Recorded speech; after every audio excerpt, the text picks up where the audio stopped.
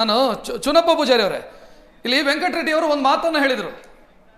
ಮಹಾರಾಷ್ಟ್ರದಲ್ಲಿ ಜಾಸ್ತಿ ಇದೆ, ಗುಜರಾತ್ನಲ್ಲಿ ಜಾಸ್ತಿ ಇದೆ, ಉತ್ತರ ಪ್ರದೇಶದಲ್ಲಿ ಜಾಸ್ತಿ ಇದೆ, ಹರಿಯಾಣದಲ್ಲಿ ಜಾಸ್ತಿ ಇದೆ.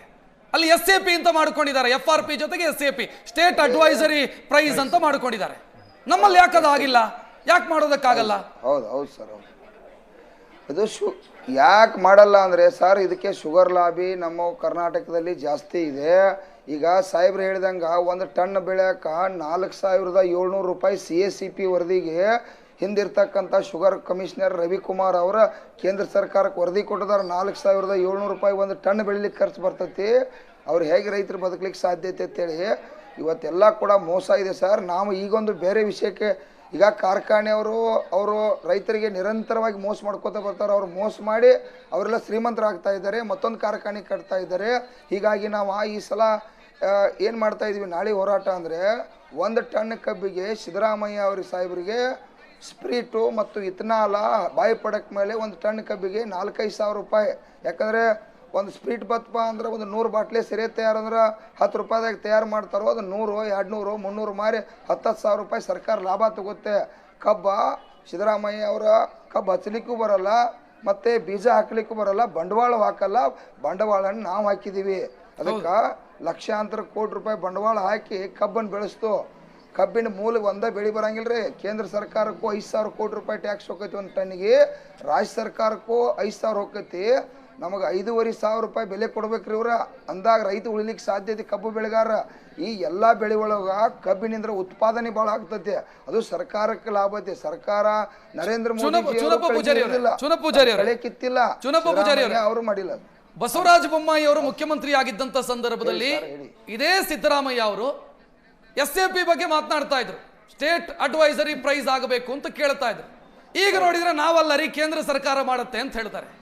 ವಿಪಕ್ಷದಲ್ಲಿದ್ದಾಗ ಒಂದು ಮಾತು, ಅಧಿಕಾರಕ್ಕೆ ಬಂದಾಗ ಮತ್ತೊಂದು ಮಾತು ಅಂತಂದ್ರೆ ಮೋಸ ಮಾಡ್ತಿದಾರ ನಮ್ಮನ್ನ? ಸರ್ ನೀವು ಕೇಳ್ರಿ, ಅವರ ಅದೇನು ಮಾಡಿರು ಅಲ್ಲ ಡೆಮಿಗಾಗಿಟ್ಟಾರ. ನಾನು ಕೂಡ ಕಬ್ಬು ನಿಯಂತ್ರಣ ಮಂಡಳಿಯೊಳಗೆ ಸದಸ್ಯ ಇದ್ದೆ. ಅಲ್ಲಿ ವಿಜಯ್ ಕುಮಾರ್ ನಾಗಭೂಷಣ್ ಅಂತೇಳಿ ಸಾಹೇಬ್ ಇದ್ದ. ಅವಾಗ HNT 500 ರೂಪಾಯಿ ಕಟ್ ಮಾಡ್ಬೇಕಂತೇಳಿ ನಾವೆಲ್ಲ ನಿರ್ಣಯ ಮಾಡಿದ್ವು. ನಿರ್ಣಯ ಮಾಡಿ ನೇನು ಆದೇಶ ಹೊಡಿಸ್ಬೇಕಾದ್ರೆ ಆ ಕಮಿಷನರ್ ಚೇಂಜ್ ಮಾಡಿದ್ರು. ಅಲ್ಲೆಲ್ಲ ಲೂಟಿ ಮಾಡ್ತಕ್ಕಂಥದ್ದು ಆಗ್ತಾಯಿದೆ. ಇದೇ ರವಿಕುಮಾರ್ ಕಮಿಷನರ್ ಇದ್ದಾರಲ್ಲ, ಮೊನ್ನೆ ಅವರು ಏನು ಹೇಳಿದ್ರು, 15 ದಿವಸನಾಗ ಯಾರು ಕಬ್ಬಿನ ಬಿಲ್ ಕೊಟ್ಟಿಲ್ಲ, 10 ವರ್ಷದಾಗ ಅವ್ರು 15% ಇಂಟ್ರೆಸ್ಟ್ ಆಗಿ ಕೊಡ್ಬೇಕಂತೇಳಿ ಎಲ್ಲ ಕಾರ್ಖಾನೆ ಅವ್ರಿಗೆ ನೋಟಿಸ್ ಕೊಟ್ಟ. ಅವನು 24 ಗಂಟೆ ಒಳಗೆ ಅವ್ನು ಚೇಂಜೇ ಮಾಡಿಬಿಟ್ರು. ಶುಗರ್ ಲಾಬಿಗೆ ಮಾಡೋದು ಸರ್ಕಾರ ಕೂಡ ತೀರ್ಮಾನ ತಗೋತು. ಇದಕ್ಕೆಲ್ಲ ಒಂದೇ ಪರಿಹಾರ ಸರ್, ಕಾರ್ಖಾನೆಯನ್ನು ಇವತ್ತು ನಿಯಂತ್ರಣ ತಗೋತಕ್ಕಂಥ ಸರ್ಕಾರದ ಶುಗರ್ ಕಮಿಷನರ್ ಇಲಾಖೆಯಲ್ಲಿ ಸುಮಾರು ಒಂದು 50-60 ಮಂದಿನ ಸಿಬ್ಬಂದಿನ ಮಾಡಬೇಕು. ಒಬ್ಬ IAS ಕಮಿಷನರನ್ನು ಪ್ರತ್ಯೇಕವಾಗಿಟ್ಟರೆ ಮಾತ್ರ ಈ ಶುಗರ್ ಇದೇನಿದೆ ಕಾರ್ಖಾನೆ ಮೇಲೆ ನಿಯಂತ್ರಣ ಮಾಡಲಿಕ್ಕೆ ಸಾಧ್ಯ ಇದೆ. ಇದು ಡೆಮಿಗಾಗಿ ರಾಜ್ಯದ ಮುಖ್ಯಮಂತ್ರಿ ಅವರಿಗೆ 100 ಸಲ ಹೇಳಿದ್ದೀವಿ. ಇವತ್ತು ಶಿವಾನಂದ ಪಾಟೀಲ್ ಸಾಹೇಬ್ರು ಇದ್ದಾರೆ. ಇದು ಅವರು FRP ಹೊರತುಪಡಿಸಿ ಮಾತಾಡಕ್ಕೆ ಬರಲ್ಲ. ನಾವು FRP ಹೊರತುಪಡಿಸಿ ನಿರಂತರ ಹಣ ಕಾರ್ಖಾನೆಯವ್ರ ಕಡೆ ತಗೋತಾ ಬಂದಿದ್ದೀವಿ.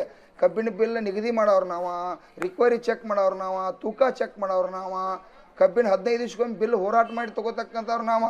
ಸಿದ್ದರಾಮಯ್ಯ ಅವರು ಏನಾದರೂ ಈ ಕಮಿಷನರ್ ಇಲಾಖೆಯನ್ನು ಗಟ್ಟಿ ಮಾಡೋದಿತ್ತು ಮಾಡಲಿ, ಇಲ್ಲಾಂದ್ರೆ ಆ ಶಿವಾನಂದ ಪಾಟೀಲ್ ಸಾಹೇಬು ಬೇಡ, ಆ IAS ಅಧಿಕಾರಿಗಳು ನಿಮಿತಿಗಿಟ್ಟಾರ ಅವರು ಬೇಡ. ನಾವು ಕಬ್ಬು ಬೆಳೆಗಾರರು ಇವತ್ತು ಜನಾಂದೋಲನ ಆಗಿದೆ. ಯಾವ ಕಾರ್ಖಾನೆ ಅನ್ಯಾಯ ಮಾಡಕತ್ತಾನೋ ಅಂತ ನೋಡಕ್ಕೆ ನಾವು ರೆಡಿ ಆಗಿದ್ವು. ದಯವಿಟ್ಟು ಅದನ್ನ ಡೆಮಿಗಾಗಿ ಇಡಬೇಡ್ರಿ. ಅದಕ್ಕೆ ತಾಕತ್ತು